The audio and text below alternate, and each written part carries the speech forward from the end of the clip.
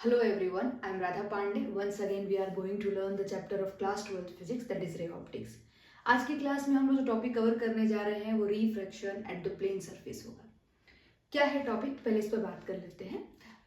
Actually जब light आप किसी एक मीडियम से दूसरे मीडियम में ट्रांसफर करा रहे होते हैं तो और साथ में आपने एक मीडियम के अंदर ऑब्जेक्ट रख दिया है और दूसरे मीडियम में आपने ऑब्जर्वर को बिठा दिया है। अब यहाँ पर जो ऑब्जर्वर है उसको क्या यहाँ पर चीजें समझ आएंगी कि जो ऑब्जेक्ट का पोजीशन है, एक्चुअल पोजीशन जो है उससे किसी अलग पोजीशन पर वो ऑब्जेक्ट उसको ऑब्जर्व हो रहा होगा। ये जो शिफ्टिंग है पोजीशन की, ऑब्जेक्ट का जो पोजीशन है जो शिफ्ट हो गया है, जो कि शिफ्ट होता हुआ नजर आ रहा है, ये एक तरह का इल्यूजन होता है। एक्चुअली वो चीज नहीं है, पर लग रहा है कि वो वहां पर ऑब्जेक्ट जो है उस जगह पे है, लेकिन वहां पर एक्चुअली ऑब्जेक्ट है नहीं। तो इस इल्यूजन के बारे में हम लोग को आज डिस्कस कर रहा है। इसके पीछे पूरा फिजिक्स लगता है, तो फिजिक्स कैसे लगता है, क्या होता है, इसके बारे में बात करेंगे। इसका एक बहुत ही अच्छा एग्जाम्पल है जो कि हम में से सब लोगों ने करीबन करीबन अपने बचपन में एक बार जरूर किया होगा। बाल्टी में पानी भरकर और उसमें हम एक सिक्का डाल देते थे, ठीक है। और जब आप उसको बाहर से देखेंगे तो लगेगा कि सिक्का जो है वो काफी ऊपर की तरफ है, ठीक है। एक्चुअली उस सिक्के की जो गहराई है, मतलब जितना नीचे वो सिक्का है उसके कंपैरिजन में वो काफी ऊपर नजर आएगा और फिर उसको अपने पकड़ने की कोशिश करते थे, सही है। तो इसके पीछे फिजिक्स होता है। क्या है वो फिजिक्स, आज की क्लास में हम लोग को यही पढ़ना है। एक और इसका बहुत अच्छा एग्जाम्पल है। मान लीजिए कि आप कहीं पार्क में गए हुए हैं या फिर फॉर एग्जाम्पल आपके स्कूल में स्विमिंग पूल है, और जब आप उस स्विमिंग पूल के बाहर से जब आप उसको देखिएगा तो ऐसा लगेगा कि जो बॉटम लेयर है, जो उसका नीचे का जो बॉटम लेयर है वो बिल्कुल ऊपर की तरफ नजर आएगा। मतलब स्विमिंग पूल बहुत ही सैलो दिखेगा, आपको लगेगा कि जस्ट पैर रखेंगे और उसका बॉटम लेयर मिल जाएगा, लेकिन एक्चुअली ऐसा है नहीं। उसकी गहराई जितनी है उससे आपको कम गहरा वो नजर आ रहा है, पर ये फैक्ट नहीं है, ये वहां पर इल्यूजन हो रहा है। इल्यूजन का मतलब धोखा होता है, आंखों का धोखा है वो। समझ रहे हैं बात को। तो इसके पीछे कौन सा फिजिक्स काम करता है इसके बारे में बात करना है। इस पूरे टॉपिक को हम लोग दो केसेस के अंदर पढ़ेंगे, ठीक है। फर्स्ट केस के बारे में पहले मैं बात शुरू करती हूँ। आ जाओ देखना, case number first, case number 1, ठीक है। यहाँ पर जो ऑब्जेक्ट है उसको हमने डेंसर मीडियम में रखा है और जो ऑब्जर्वर है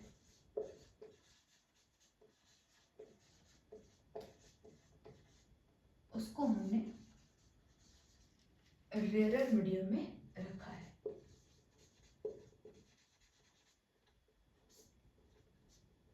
यहाँ पर हम लोग रे डायग्राम बनाना चाहते हैं, लेकिन उसके पहले इसका पहले डायग्राम समझ लेते हैं, तब उसको रे डायग्राम में कन्वर्ट कर लेंगे। शुरू करें, चलो देखना जरा।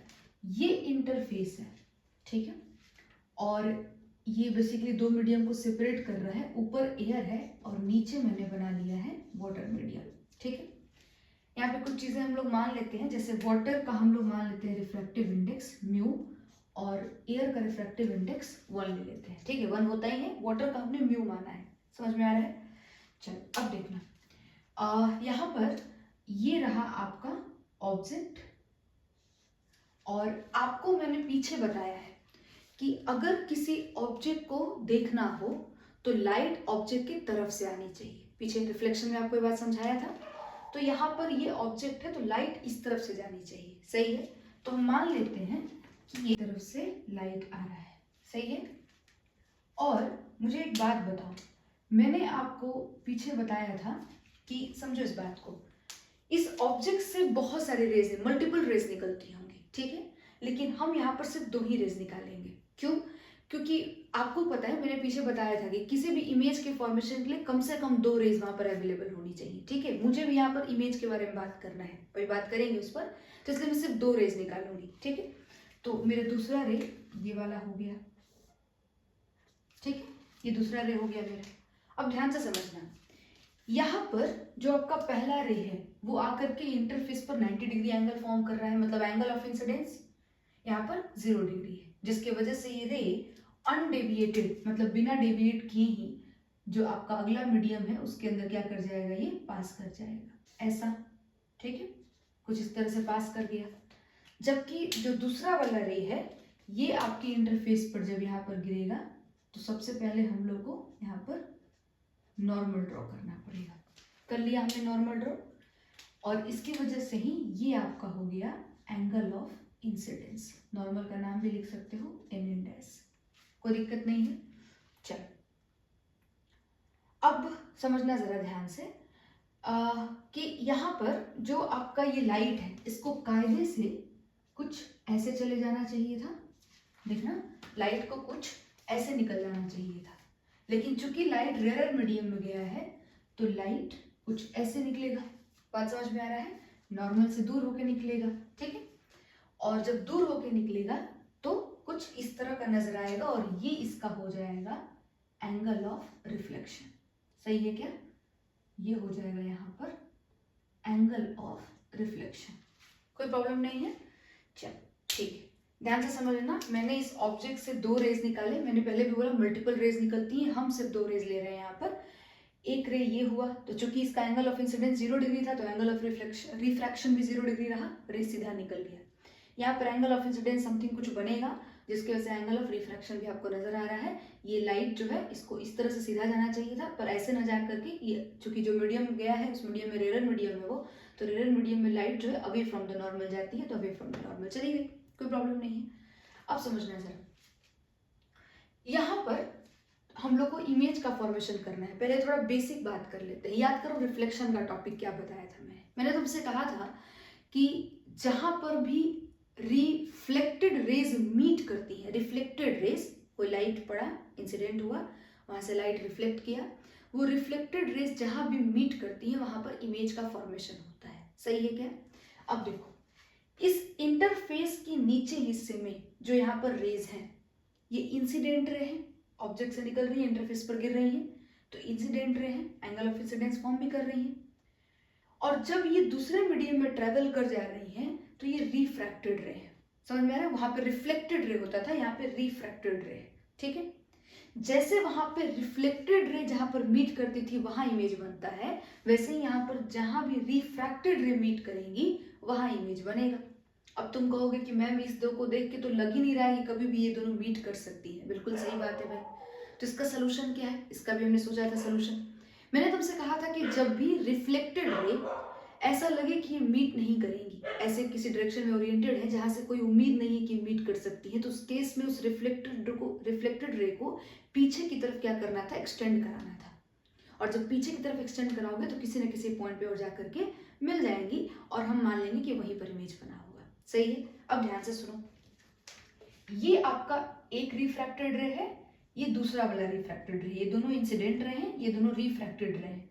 ये रिफ्रैक्टेड रे को पीछे एक्सटेंड करोगे तो सीधा ही आएगा, और इस रिफ्रैक्टेड रे को आप पीछे की तरफ एक्सटेंड करा लो, करा लिया मैंने, और ये कुछ इस पॉइंट पर आकर के मीट कर गया है। बात समझ में आ रहा है? और मैं इस पॉइंट को आई डाल देती हूँ क्योंकि इस पॉइंट पर 2 रिफ्रैक्टेड रेस मीट की हैं, एक ये वाली और एक ये वाली, ठीक है। ये आपको अगर सीधी ना समझ में आ रही हो, ऐसा लग रहा हो कि सीधा नहीं है, तो इसको सीधा कर लेते हैं। ये कुछ ऐसी, ठीक है। लीजिए, सही है क्या? ये आपके कुछ इस पॉइंट पे आके और ये रेस मीट कर गई, ठीक है। मतलब रिफ्रैक्टेड रेस जहां पे मीट की वहां पर इमेज बन गया। तो समझो जरा बात क्या हुआ। अगर ये सिक्का था, ध्यान से सुनना, ये सिक्का था और पानी में डाला गया था और तुम बाहर खड़े हो और बाहर से उसको देख रहे हो, तो उस केस में सिक्का आपको एक्चुअली जितने गहराई पर है उससे कम गहराई पे नजर आएगा, मतलब ऊपर की तरफ नजर आएगा। तो ये देखो सिक्का यहाँ नजर आ रहा है, उसका इमेज यहाँ बन रहा है। कोई दिक्कत? वही सेम सिचुएशन चल रहा है, वही सेम केस जिसके बारे में हमने बात शुरुआत में की। ओके, अब देखना, अब यहाँ पे कुछ चीजें हम लोग थोड़ा मानते हैं। सबसे पहले angle of incidence, angle of refraction हमने ले लिया है। इस 2 पॉइंट का नाम ले लिया जाता है, ठीक है। 2 पॉइंट का नाम लिख दो ताकि मेरे लिए थोड़ा आसान हो जाए नाम को लिखना। तो मैंने इसको ए पॉइंट और इस वाले को बी पॉइंट कह लिया है, कोई परेशानी नहीं है, ठीक है। और यहाँ पर नो डाउट कि नीचे की तरफ जो है आपका वाटर है, ठीक है। बहुत ज़्यादा गंदा नहीं कर रहे हैं वरना जो मेन बात है वो समझ में नहीं आएगा, ठीक है। कुछ इस तरह से वाटर मौजूद है, सही है।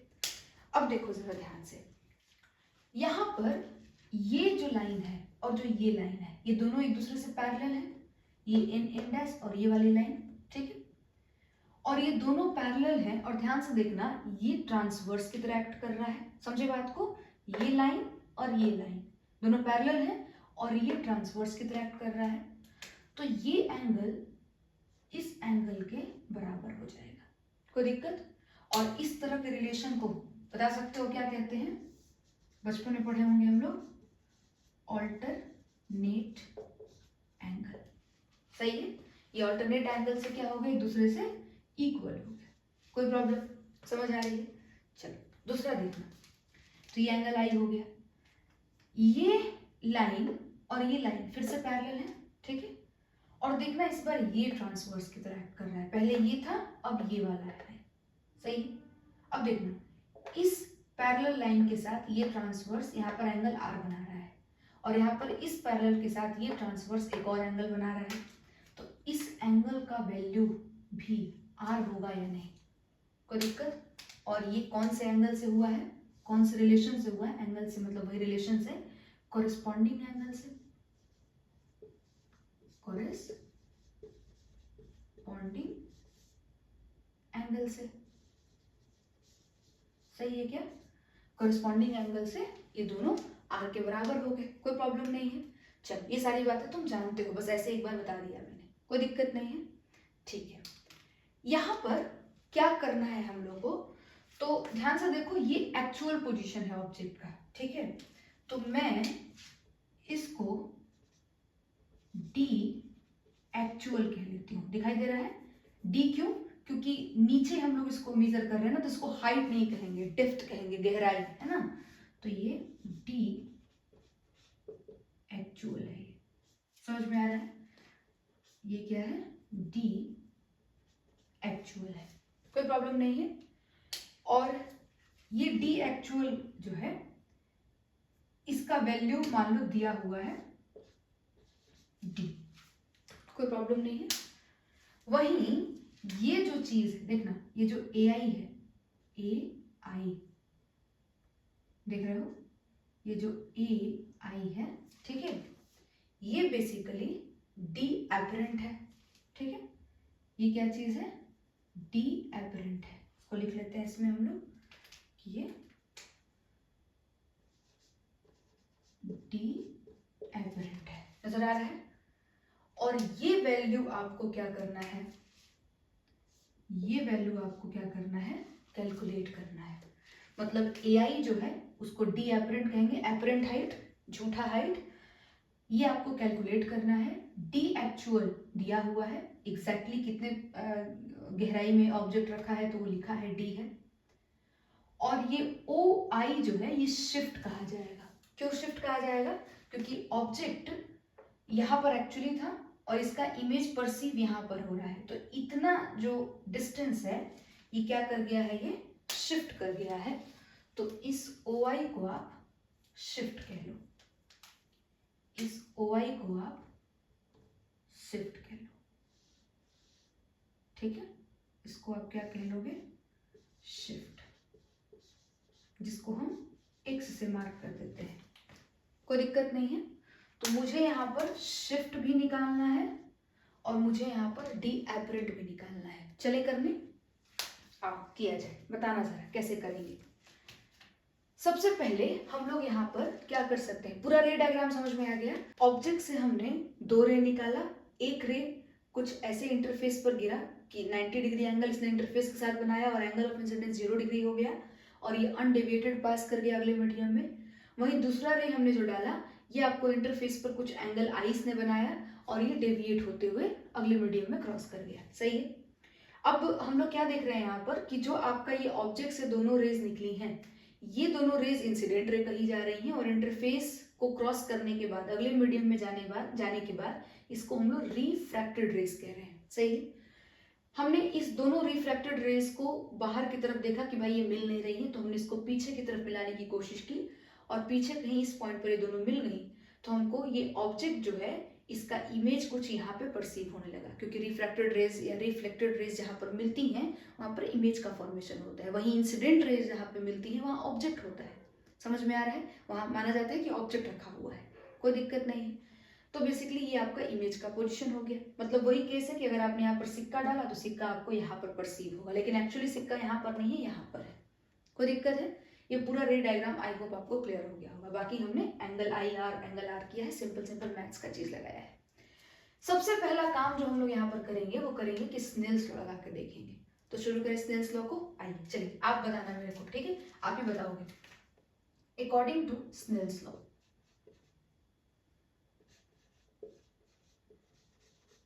According to Snell's law, light यहां से यहां गया है तो बताना जरा, mu sine I, mu sine I equal to 1 mu कह रही हूं sorry 1 sine R, 1 sine R. सही है क्या? साइन आई और साइन आर को एक तरफ कर दो तो साइन आई अपॉन में sine are equal to 1 upon में म्यू। ठीक है, ये कुछ इक्वेशन आ गया। अब ध्यान से सुनो, यहीं पर एक जरूरी बात। बहुत सारे बच्चे क्या करते हैं कि स्नेल्स लॉ को अप्लाई करना नहीं सीखते हैं, ठीक है, और वो सीधा सीधा इक्वेशन ही याद कर लेते हैं जो पीछे पढ़ाया गया था कि स्नेल्स लॉ भाई साइन आई बाई में sine are equal to mu होता है। लेकिन देख लो, मैं बार बार मैंने पीछे भी कहा तुमसे कि स्नेल्स लॉ को अप्लाई करना सीख लो, ठीक है, ताकि तुमको पता हो कि भाई किस तरह का कंडीशन है और उसमें क्या स्नेल्स लॉ का इक्वेशन बनेगा। देख सकते हो साइन आई बाई में sine are equal to 1 by mu होगा, म्यू नहीं होगा। समझ पा रहे हो? और वजह बस उसका ये है कि यहाँ पर जो लाइट जाने का तरीका है वो तरीका डिफरेंट है, मतलब यहाँ पर डेंसर से रेयर में लाइट जा रहा है। समझ में आ रहा है? तो ये सारी बातें नहीं, तुमको याद रखना है कि स्नेल्स लॉ लगाते कैसे हैं, ये सीख के रखो। क्लियर है क्या? चलो ये इक्वेशन हो गया। अब आ जाओ, हमें क्या निकालना है? डी एपरेंट, है ना? तो डी एपरेंट निकालने के लिए क्या कर सकते हो? तो सबसे पहले तो आई और आर का हम लोग वैल्यू ढूंढते हैं, शायद उसी से कुछ हो सके। तो चलो ढूंढना शुरू करते हैं। सबसे पहले एक और चीज यहाँ पे अज्यूम कर लिया जाएगा कि angle I and angle R, ये दो एंगल हैं, ठीक है, आर वेरी स्मॉल एंगल्स, ये बहुत छोटे एंगल है। बात समझ में आ रहा है? और छोटे एंगल होने के चलते यहाँ पे हम लोग को स्मॉल एंगल अप्रोक्सीमेशन को सीखना पड़ेगा। ध्यान से सुनना, क्या होता है स्मॉल एंगल अप्रोक्सीमेशन, इस पूरे रे ऑप्टिक्स में जगह जगह पे काम आएगा, तो ध्यान से सुनो। बाई स्मॉल एंगल अप्रोक्सीमेशन, ठीक है, बाई स्मॉल एंगल अप्रोक्सीमेशन। हमने माना है कि बहुत छोटा एंगल अगर दिया हुआ हो, थीटा का वैल्यू बहुत छोटा हो, तो कैसे इसको अप्रोक्सीमेट किया जाएगा। तो आपको समझना है कि अगर एंगल की वैल्यू, थीटा की वैल्यू बहुत बहुत बहुत छोटी है, उस केस में साइन थीटा ऑलमोस्ट थीटा के बराबर हो जाता है। सही है क्या? और आपका फिर से tan थीटा भी ऑलमोस्ट थीटा के बराबर हो जाता है। कोई दिक्कत क्या? और इन दोनों इक्वेशन को देख करके ऐसा लगता है कि इसका मतलब हुआ कि साइन थीटा tan थीटा के बराबर हो जाता है। कब? जब थीटा बहुत बहुत छोटा हो। समझ रहे हो बात को? जब थीटा क्या हो, बहुत ज्यादा छोटा हो, तो साइन थीटा tan थीटा के बराबर हो जाता है, क्योंकि दोनों ही थीटा के बराबर होते हैं। कोई दिक्कत? ये भी इंपॉर्टेंट है, इसको ध्यान में रखना है। सही है? साइन थीटा के बारे में बात किया, tan थीटा के बारे में बात किया, cos थीटा के बारे में भी बात कर लेते हैं कि अगर छोटा एंगल हो तो cos थीटा का क्या होगा, तो cos थीटा बेटा जी 1 के बराबर हो जाएगा। ठीक है, cos थीटा 1 के बराबर हो जाएगा। कोई दिक्कत? अब कई बार मन में डाउट रहता है कि मैम थीटा कितना होना चाहिए, that theta must be less than 15 degree और इक्वल टू 15 डिग्री। सही है? ये जो थीटा है, ये जो बहुत छोटा जिसको हम कह रहे हैं कि वेरी स्मॉल एंगल है, ये थीटा जो है जितना छोटा रहे उतना अच्छा है, और 15 डिग्री या उससे कम ही वैल्यू रहना चाहिए। समझ गए बात को? जितना छोटा वैल्यू रहेगा उतना एक्यूरेट होगा ये अप्रोक्सीमेशन, जितना वैल्यू बढ़ता चला जाएगा उतना ये इनएक्यूरेट होता चला जाता है। ठीक है? और 15 डिग्री के बाद इसको अप्लाई ही नहीं किया जाता है, क्योंकि फिर वहां पे वो बिल्कुल गलत जवाब देता है। समझ में आ रहा है? तो ये स्मॉल एंगल अप्रोक्सीमेशन वाला जो ये आपका पूरा का पूरा स्टोरी है, ये आपको याद रखना चाहिए, ठीक है। अपनी कॉपी के किसी भी पेज पर आप इसको ऊपर में लिख लीजिएगा और ये हर जगह पे काम आएगा। एटलीस्ट रे ऑप्टिक्स में तो बहुत ही काम आने वाला है, सही है क्या। चलो अब यहाँ पर इसको अप्लाई करते हैं कि ये यहाँ पर इसका भाई क्या यूज है। तो देखना जरा, ये एंगल आई है मेरा, अब इसको हमने इससे इक्वल कर दिया था। अब देखना ये जो एंगल आई है, इस एंगल आई के लिए अगर हम इसका साइन आई का वैल्यू निकालें तो ये परपेंडिकुलर बाई में हाइपोटेनस होगा, ठीक है। और परपेंडिकुलर बाई में हाइपोटेनस होगा तो इस एंगल के लिए ये बेस है, ये परपेंडिकुलर है और ये हाइपोटेनस है। हमको इस पूरे डेरिवेशन के अंदर इस साइड का बहुत जरूरत है, D apparent, D actual, shift, इनका जरूरत है, इन्हीं को निकालना है। तो हर हाल में हमको ये सारे साइड्स को तो इन्वॉल्व करने हैं। जबकि अगर हम साइन आई निकालने जाएंगे आपको परपेंडिकुलर बाय हाइपोटेनस वाले फॉर्मूले से, तो उसमें तो ये वाला साइड कभी भी जिक्र में ही नहीं आएगा, उल्टे ये साइड जिक्र में आ जाएगा, जो कि मेरे काम का नहीं है, ठीक है। तो अब हम यहाँ पर स्मॉल एंगल अप्रोक्सीमेशन का इस्तेमाल करेंगे, इस बात को ध्यान में रखते हुए कि आई और आर बहुत छोटे एंगल हैं। तो क्या कह सकते हैं हम, इसको यहाँ से हटा करके यहीं पर लिख देते हैं, इस बात को यहाँ से हटा दो और यहाँ पर लिख देते हैं, since angle I and angle R are very small, बहुत छोटे एंगल है, तो तुम बताओ साइन आई को क्या तुम टेन आई अप्रोक्सीमेट कर सकते हो, कोई दिक्कत है। और तुमको पता है कि जो tan थीटा होता है वो परपेंडिकुलर बाई बेस होता है, सही है।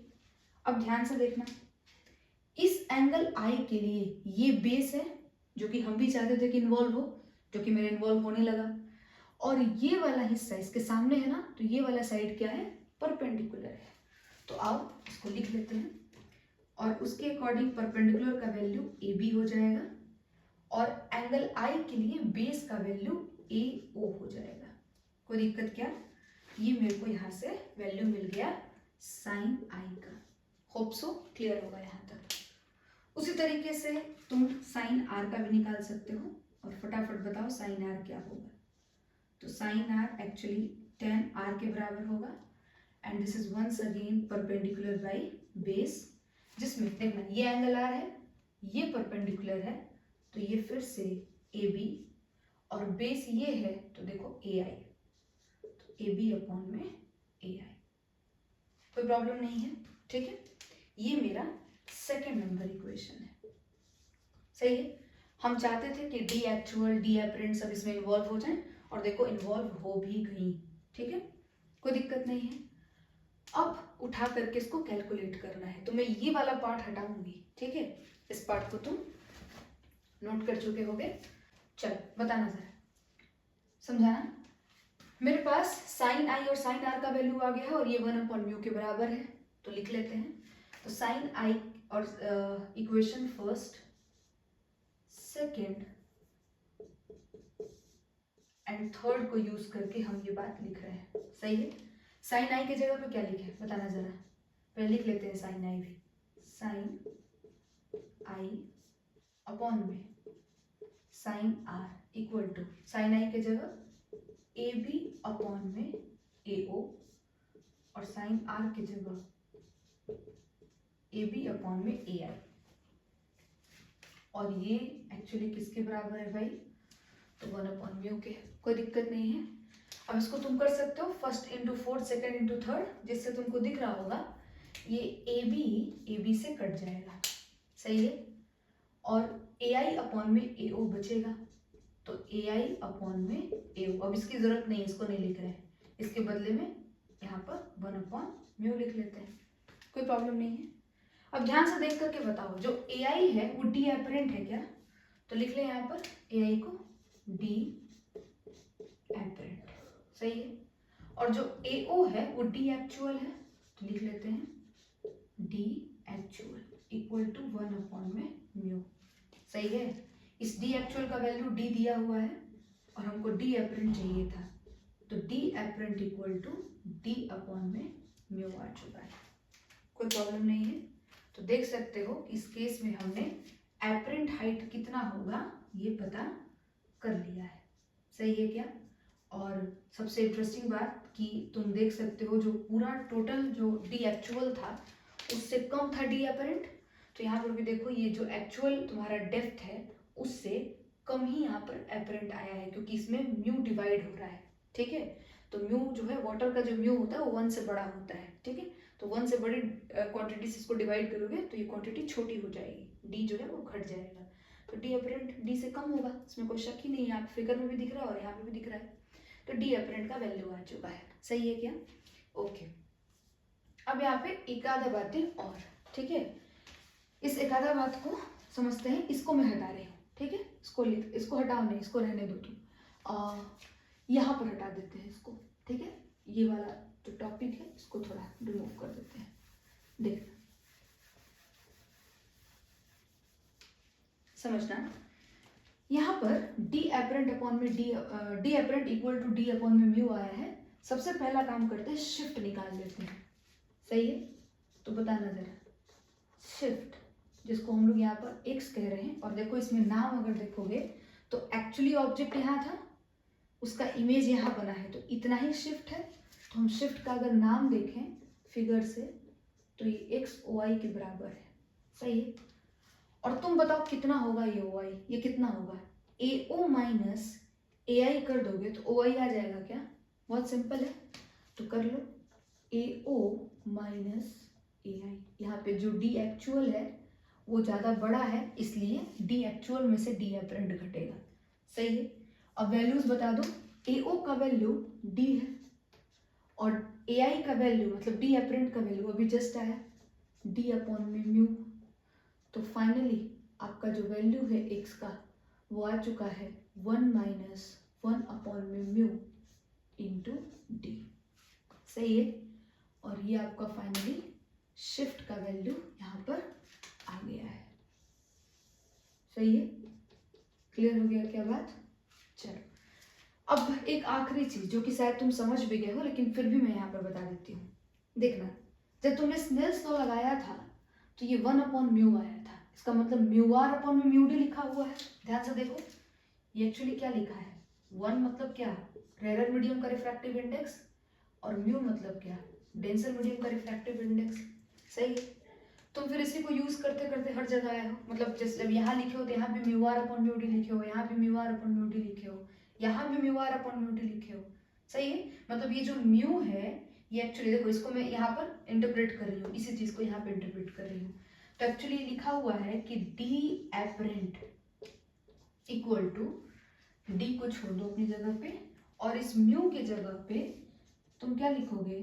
Mu D, refractive index of denser medium, और इसके नीचे म्यू आर लिखा हुआ जो कि ऊपर जाके बैठ जाएगा। ठीक है, और वो अलग बात है कि 1 है तो ठीक है नजर नहीं आ रहा है, तो मतलब यहाँ पे ऊपर में चला गया म्यू आर। सही है क्या?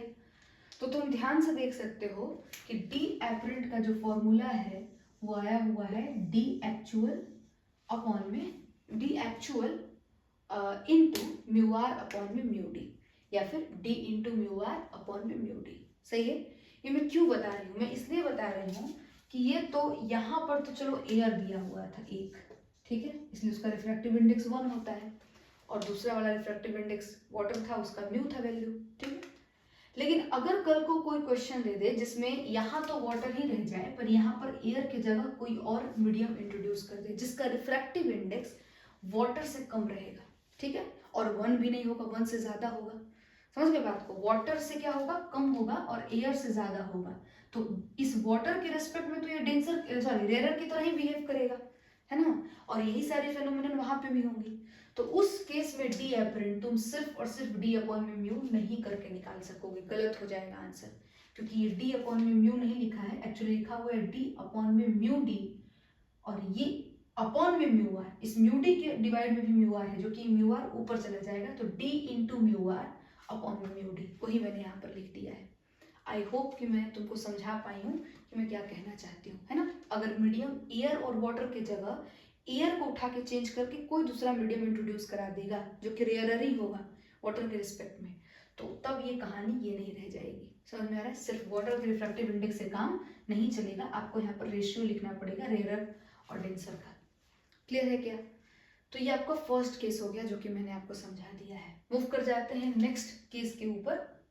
चलिए, ये हमारा नेक्स्ट केस है जहाँ पर ऑब्जेक्ट जो है वो आपका अब क्या रखा हुआ है, रेरर मीडियम में, और जो इमेज है, इमेज कह रही हूँ, जो ऑब्जर्वर है वो डेंसर मीडियम में बैठा है। सही है। पिछले केस में आपका जो ऑब्जेक्ट था वो वाटर में था, मतलब ऑब्जेक्ट डेंसर में था, ऑब्जर्वर रेरर में था।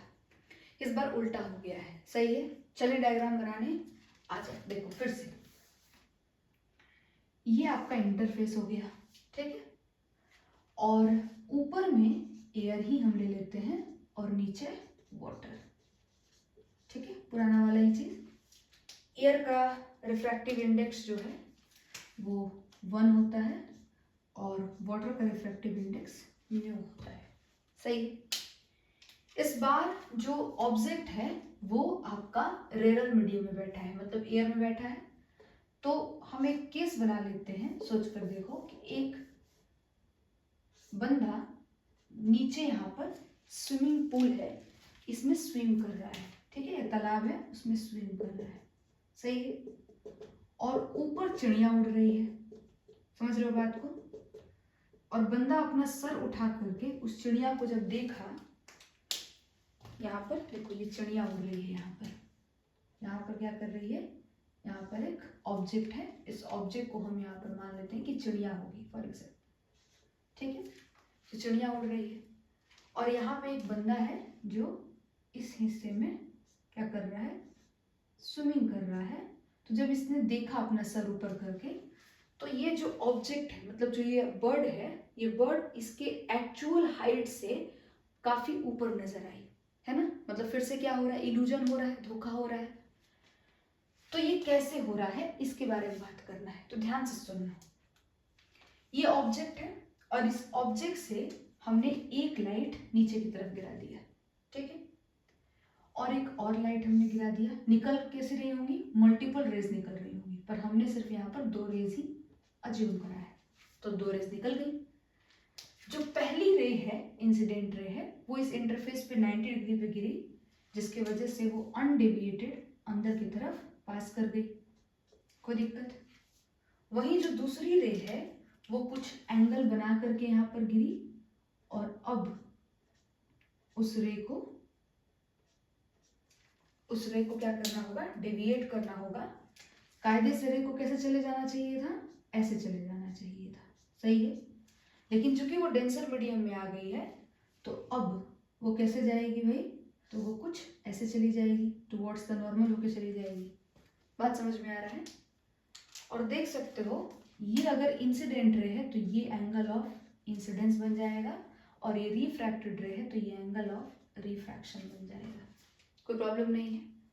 चलो, अब ये आपका एक रिफ्रैक्टेड रे है और ये दूसरा रिफ्रैक्टेड रे है, और ये कभी भी मिल नहीं सकते हैं नीचे एटलीस्ट, ठीक है। तो फिर कहाँ मिलेंगे, ऊपर की डायरेक्शन में। चलो, ऊपर की डायरेक्शन में इनको मिला दिया जाए। तो ये रिफ्रैक्टेड रे पहला जो है, इसका एक्सटेंशन करोगे तो ये कहीं ऊपर चला जाएगा। सही है क्या। वहीं इस रे को जब एक्सटेंड करोगे तो ध्यान से देखना, ये जो रे होगा ये कुछ इस तरह से कहीं यहाँ पे मीट करेगा। सही है। मतलब इस पॉइंट पर दोनों रेज मीट हुई है, मतलब इमेज कहीं यहाँ पे बना होगा, ठीक है। मतलब इस बंदे को, ये जो बर्ड है वो कहीं यहाँ नजर आ रहा होगा, उसके एक्चुअल हाइट से काफी ऊपर। कोई दिक्कत है। चलो ठीक है। तो मतलब ये जो हाइट है इसको हम कह सकते हैं कि ये h एक्चुअल है, ठीक है। और वही जो ये हाइट है, ये जो हाइट है ये h एपरेंट है। समझ रहे हो क्या है ये, h एपरेंट है। कोई दिक्कत। ऑब्जेक्ट एक्चुअली यहाँ पर है पर नजर यहाँ आ रहा है, तो श्योरली ये शिफ्ट भी है। ये क्या है, शिफ्ट है। कोई दिक्कत नहीं है, समझ में आ रहा होगा। चलो ठीक है। अब समझना, कुछ एंगल वैंगल थोड़ा मान लिया जाए। ये आपका एंगल ऑफ इंसिडेंस, ये एंगल ऑफ रिफ्रैक्शन। अब देखो फिर से, ये लाइन इस लाइन से पैरेलल है, तो ये और ये बीच में देखो इसको बोल रहे हैं, ये वाला ट्रांसवर्स कितना ऐड कर रहा है, तो इस एंगल के बराबर ये वाला एंगल हो जाएगा एंगल ऑफ इंसिडेंस। कोई दिक्कत नहीं है। वहीं फिर से ये लाइन और ये लाइन पैरेलल है और देखो ये ट्रांसवर्स कितना ऐड कर रहा है, सही है, ये वाली लाइन, ये लाइन, ठीक है। ये नहीं, ये डॉटेड नहीं, ये डॉटेड वाली नीचे आके सॉलिड लाइन बन गई है, ठीक है, जो कि रिफ्रैक्टेड रेस है, इसी को पीछे एक्सटेंड किया गया है। समझ में आ रहा है। तो ये एंगल आर इस एंगल आर के बराबर हो गया। सेम पीछे वाला कॉन्सेप्ट, कुछ अलग नहीं, कोई दिक्कत। चलो ठीक है। अब फिर से वही काम क्या करते थे हम लोग, स्नेल्स लॉ अप्लाई किया करते थे। लगाते हैं स्नेल्स लॉ और बताना, और साथ में यहाँ पे पॉइंट्स का नाम भी दे दो। इस पॉइंट का नाम ए था, इस पॉइंट का नाम पीछे वाला ही है बी है, और आई दे ही चुके हैं। अब बताना कैसे करेंगे इस काम को। According to Snell's law, Snell's law तुम बताओगे। फिर से लाइट यहाँ से यहाँ आ रहा है, ठीक है, तो मेरा जो है ये जो रिफ्रैक्टिव इंडेक्स है वो 1 हो जाएगा और angle of incidence sine I हो जाएगा, सही है, equal to refractive index mu हो जाएगा और angle of refraction sine R हो जाएगा, सही है। इनको एक तरफ कर दो तो साइन आई अपॉन में sine are equal to mu हो जाएगा।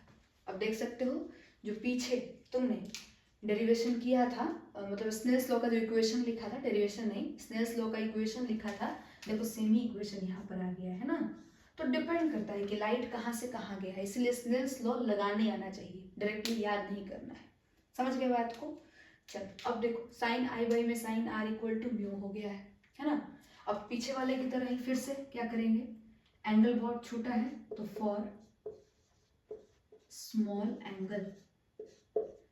एंगल के लिए साइन आई को किसके साथ बराबर कर देंगे, tan आई के साथ बराबर करेंगे, और tan आई होता है परपेंडिकुलर बाई बेस।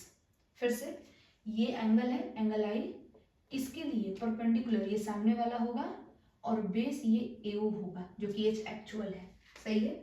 तो लिख लेते हैं AB अपॉन में AO, पुराना वाला ही, ये AB और ये AO, ये परपेंडिकुलर है और ये आपका बेस है, ठीक है। तो AB अपॉन में AO, कोई दिक्कत नहीं है, ओके। उसी तरीके से साइन आर का वैल्यू जो कि किसके बराबर होगा, tan आर के, and once again this is perpendicular by base, जिसमें परपेंडिकुलर का वैल्यू तुम बताओ देख करके, ये एंगल आर है तो ये सामने है साइड तो AB, और ये वाला बेस है तो AI, सही है, AB अपॉन में AI, यहाँ से भी आ गया, ठीक है। और क्या चीज का वैल्यू आया है, साइन आई और साइन आर का वैल्यू आया है। यहाँ तक में ये बात तो तुमको समझ में आ गई होगी कि क्यों हम लोग पहले तो यहाँ पे साइन आई और साइन आर निकालना था, तो क्यों हम लोग इसको tan के इक्वेट किए, tan के बराबर किए, क्योंकि हमको यहाँ पर बेस से बहुत कंसर्न है। ये जो बेस है ये मेरे बहुत काम का है, और वो सिर्फ और सिर्फ tan आई को इंट्रोड्यूस करा के ही होगा।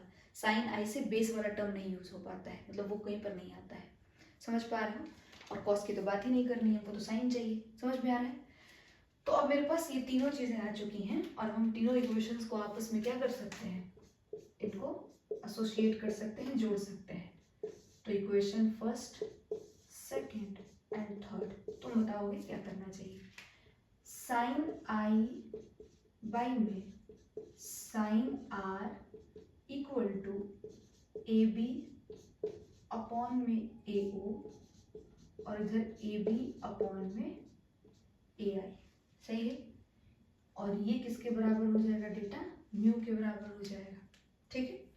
अब ये AB को कट कर देगा, ठीक है, तो वैल्यू बनेगा AI अपॉन में AO, ये वाला ऊपर जाएगा ये वाला नीचे आएगा, ठीक है, जिस इक्वल टू म्यू, कोई दिक्कत नहीं है। अब तुम बता दो कि यहाँ पर जो AI है वो क्या चीज़ है। तो देखो AI H एपरेंट है, तो लिख लेते हैं H एपरेंट। AO क्या है, AO H एक्चुअल है, तो लिख लेते हैं H actual is equal to you कह रही हूँ म्यू, सही है। इस H एक्चुअल का वैल्यू मान लो H दिया है और H एपरेंट आपको क्या करना है, फाइंड करना है, ठीक है, और साथ में ये शिफ्ट भी फाइंड करना है। कोई दिक्कत क्या? तो मेरे पास H एपरेंट का फॉर्मूला आ गया, H apparent equal to mu, और H एक्चुअल H होता है तो म्यू H। कोई दिक्कत है तो बोलो, नहीं ना? Refractive index of denser medium into H, है ना? ये हो गया आपका मतलब H एक्चुअल। और फिर से अगर यहाँ पर शिफ्ट निकालना हो, ये आ गया आपका फॉर्मूला H एपरेंट का, एपरेंट हाइट का, सही है, जो कि एपरेंट हाइट क्या होगा, आपके एक्चुअल हाइट से बड़ा होगा, तो देखो इसमें म्यू मल्टीप्लाई हो रहा है, समझ में आ रहा है? अब यहीं पे कोई बोले शिफ्ट निकालने को, तो आ जाओ शिफ्ट भी निकाल लेते हैं। शिफ्ट को हमने नाम दिया था x, और यहाँ पर चेक करो इसका नाम y होगा, OI होगा शिफ्ट। एक्चुअल हाइट इतना था, एपरेंट हाइट इतना था, तो इतना से शिफ्ट कर दिया। और देखो पिछले केस में तुम्हारा जो एक्चुअल डेप्थ था वो ज्यादा था, एपरेंट डेप्थ कम था, तो एक्चुअल डेप्थ में से घटाना था एपरेंट डेप्थ को।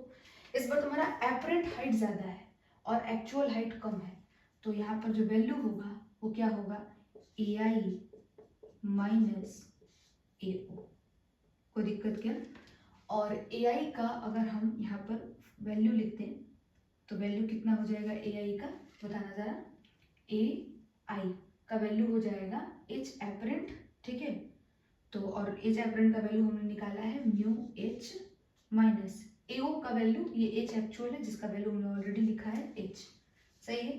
तो कुल मिला जुला के x का वैल्यू जो है, देखो म्यू H माइनस H है, तो यहाँ पर म्यू माइनस 1 इंटू H आ गया, सही है क्या?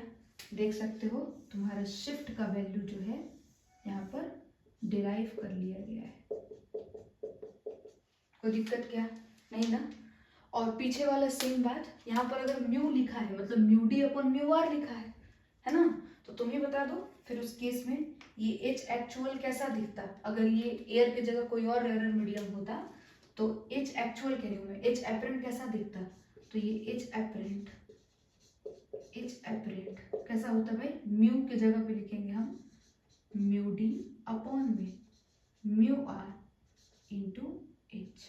ये हो गया एपरेंट हाइट जो है म्यू डी अपॉन में म्यू आर, ठीक है, इंटू H हो जाएगा। ये फॉर्मूला होगा अगर यहाँ पर एयर के अलावा कोई और मीडियम दे दिया तो, जो कि वाटर के कंपेयर में रेयर ही रहेगा। और अगर एयर दे दिया तो म्यू डी का वैल्यू म्यू लिख लेना, म्यू आर का वैल्यू 1 लिख लेना, वही सेम आंसर हो जाएगा। आई होप सारी बातें तुमको क्लियर हो गई होंगी, ठीक है, एक एक चीज रे डायग्राम सब कुछ क्लियर हो गया होगा, ठीक है। कोई दिक्कत हो तो पूछ भी सकते हो मुझसे। अब ये पूरा का पूरा टॉपिक मैंने कवर करा दिया है, इस पर एक छोटा सा क्वेश्चन करा देती हूँ एंड देन फिर टॉपिक को खत्म कर लेंगे, ठीक है।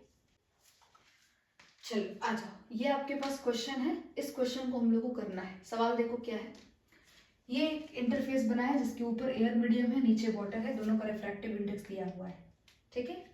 इंटरफेस से 36 मीटर ऊपर आपका बर्ड है और नीचे 36 मीटर फीस है, ठीक है। क्वेश्चन में पूछा है कि बताओ बर्ड का एपरेंट हाइट क्या होगा। ध्यान से सुनना, ये वाटर है तो ये डेंसर मीडियम है, ठीक है, ये क्या है आपका डेंसर मीडियम है। अब इस मीडियम में बैठ करके कोई भी इस बर्ड को देखेगा तो ये बर्ड 36 मीटर पे तो नजर नहीं आने वाली है, ठीक है, ये कहीं 36 मीटर से दूर नजर आएगी, मतलब और ऊपर दिखेगी, ठीक है। और वो जो बंदा है वो कहीं भी खड़ा हो सकता है, कहीं भी, ठीक है, यहाँ खड़ा हो, यहाँ खड़ा हो, कहीं भी खड़ा हो। मैं मान लेती हूँ कि वो जो ऑब्जर्वर है वो कहीं यहाँ पर पानी के अंदर क्या कर रहा है, स्विम कर रहा है, और स्विम करने में उसने देखा है, ठीक है, कि बर्ड जो है उसको मतलब देखना चाहता है कि बर्ड जो है वो कहाँ पर है, सही है। तो आप पता करते हैं पहला question, find apparent height of the bird, तो क्या हो जाएगा फर्स्ट का answer, apparent height of the bird क्या हो जाएगा भाई, तो H apparent equal to mu H, सही है। और यहाँ पर चूंकि एयर और वाटर है तो आप समझ रहे हैं म्यू डी अपॉन में म्यू आर इंटू H लिखा हुआ है, चूंकि एक एयर है तो कोई टेंशन ही नहीं है, तो सीधे डाल दो 4/3 इंटू H का वैल्यू कितना लिख दिया 36, तो ये हो गया 48 मीटर, सही है, कोई दिक्कत नहीं। सेकंड क्वेश्चन देखते हैं। सेकंड क्वेश्चन में एपरेंट डेप्थ पूछ रहा है ना, मतलब तालाब के अंदर मछली है और इस मछली को यहाँ पर कोई बंदा खड़ा है और ये इसको क्या कर रहा है, ऑब्जर्व कर रहा है इस मछली को। ठीक है, ये बंदा कहीं भी खड़ा हो सकता है, मैं मान रही हूँ यहाँ पर खड़ा है और ये बंदा क्या कर रहा है, नीचे झांक रहा है कि मछली कहाँ है, तो इसको कहाँ नजर आएगी मछली, तो समझना। तो डी एपरेंट कितना हो जाएगा, डी एक्चुअल अपॉन में म्यू। डी एक्चुअल कितना, एक्चुअली इसका डेप्थ है 36 और म्यू का वैल्यू है 4/3, तो एक्चुअली 36 इंटू 3/4, ये हो जाएगा 27 मीटर। सही है, कोई प्रॉब्लम नहीं है, मतलब 36 मीटर पे है मछली पर उसको 27 मीटर पे ही नजर आएगी, ऊपर ही दिखती भी थी अगर मछली ऑब्जेक्ट जो है वो डेंसर में हो जाए तो। सही है, जिससे सिक्का हो रहा था। तीसरा क्वेश्चन बहुत इंटरेस्टिंग है, ध्यान से सुनना। अब यहाँ पर आपको सही बात सारा पता होना चाहिए, समझो। यहाँ पे पूछ रहा है कि at what distance will the bird appear to fish, है ना। पीछे जो दो केसेस आपने निकाला, एपरेंट हाइट ऑफ बर्ड या एपरेंट डेप्थ ऑफ फिश, उसमें जो ऑब्जर्वर था वो देखो बिल्कुल इस इंटरफेस के जस्ट नीचे या जस्ट ऊपर बैठा हुआ है। सही है क्या, ये पहले क्वेश्चन के लिए ऑब्जर्वर बनाया था हमने और ये दूसरे क्वेश्चन के लिए ऑब्जर्वर था। ठीक है, मतलब बी और ए और बी हो गया है। ठीक है, देख सकते हो ऑब्जर्वर जस्ट इंटरफेस के नीचे है या जस्ट इंटरफेस के ऊपर है। ठीक है, तो ऐसे केस में सोच कर देखो कि इस बंदे को 27 मीटर इसमें क्या आएगा, आपका एपरेंट डेप्थ आएगा और यहाँ से वो एपरेंट डेप्थ नापा गया होगा 27 मीटर और ये बंदा जस्ट यहीं पर खड़ा है तो इसके लिए भी 27 मीटर ही रहेगा। समझ आ रहा है, ध्यान से सुनना। ये बंदा इस पूरे मीडियम में कहीं भी खड़ा रहे, ठीक है, या फिर ये बंदा इस मीडियम में कहीं पर भी रहे, इसको ये बर्ड जो है ना ये 36 मीटर पे तो नहीं दिखेगी, ये उससे ऊपर दिखेगी और कितना दिखेगी, 48 मीटर। लेकिन कहाँ से, इस जस्ट इंटरफेस वाले लेवल से। ठीक है, इंटरफेस के जस्ट नीचे वाले लेवल से। ठीक है, कितने पर नजर आएगी, 48 मीटर पे नजर आएगी। अब ये ऑब्जर्वर जो है वो तुम्हारा ये ऑब्जर्वर ना लेकर के कह रहा है कि फिश ऑब्जर्व कर रही है, फिश को अपीयर होनी चाहिए बर्ड, तो फिश तो खुद ही 36 मीटर पे बैठी है और इस लेवल से ये 48 मीटर ऊपर है बर्ड, उसका एपरेंट हाइट है। तो कुल मिला जुला करके बर्ड कहाँ अपीयर होगी, थर्ड क्वेश्चन का answer, bird appear to fish at कितना होगा भाई, एट डिस्टेंस कितना हो जाएगा, फिश का खुद का डेप्थ 36 है ना, पहले तो इतना इसका डेप्थ अपना, एंड देन फिर यहां से उसको 48 मीटर ऊपर, तो 36 प्लस 48, 36 प्लस 48, सही है क्या। और अब इसको जोड़ दो तो कितना हो जाएगा, 8 6 14 के 4 4 3 7 1 8, 84 मीटर। मतलब फिश को ये बर्ड 84 मीटर ऊपर नजर आएगी। सही है, और इसी तरह से जो फोर्थ नंबर क्वेश्चन है उसको कर लेते हैं। तुमको अगर समझ में आ गया है तो तुम इस वीडियो को यहीं पे पॉज करके पहले कर लो एंड देन फिर मिलाना, और अगर नहीं समझ में आया तो आओ मेरे साथ बताओ जरा क्या होगा। अब क्या पूछा है, उल्टा पूछा है कि what distance will the fish appear to bird, है ना। मतलब इस बार बर्ड देखना चाहती है फिश को, तो फिश कहाँ उसको ऑब्जर्व होगी, है ना, फिश कहाँ नजर आएगी। तो इस मीडियम में कहीं पर भी कोई बैठ जाए, समझ में आ रहा है, उसको ये फिश 36 मीटर पे तो नहीं नजर आएगी, कहीं ऊपर नजर आएगी। कितने पर, 27 मीटर पे। लेकिन कब, जब वो जस्ट इंटरफेस के ऊपर बैठा होगा। तो अगर कोई यहाँ बैठा है तो 27 मीटर पे नजर आएगी, और कोई 36 मीटर पे खुद ही पहले बैठा हुआ है तो ये इसका अपना हाइट एंड देन ये वाला डेप्थ, टोटल डिस्टेंस ये होगा। समझ में आया। तो यहाँ पर बर्ड की जगह पर fish appear to bird at distance कितना हो जाएगा, यहाँ पर हो जाएगा 36, तो अपना 36 एंड देन फिर फिश का कितना हो जाएगा 27, इसको जोड़ लो तो ये 13 तो 3 और 3 2 5 1 6, 63 मीटर। कोई दिक्कत, मतलब बर्ड को फिश कितने पर नजर आएगी, तो ये कहीं यहाँ पर अगर है वो फिश तो वो 63 मीटर का दूरी होगा। समझ में आया क्या। तो आई होप कि तुमको ये सारा बात बहुत अच्छे से क्लियर होगा। इस टॉपिक का कॉमन डाउट्स को क्लियर करने के लिए बहुत बढ़िया क्वेश्चन है, तो इसलिए मैंने इसको करा दिया है। आप एक बार दोबारा सारा टॉपिक पढ़ लेना, इस क्वेश्चन को देख लेना, और नेक्स्ट क्लास में मिलेंगे तो हम लोग और भी टॉपिक को भी आगे बढ़ाएंगे और कुछ क्वेश्चंस भी करेंगे। Thank you.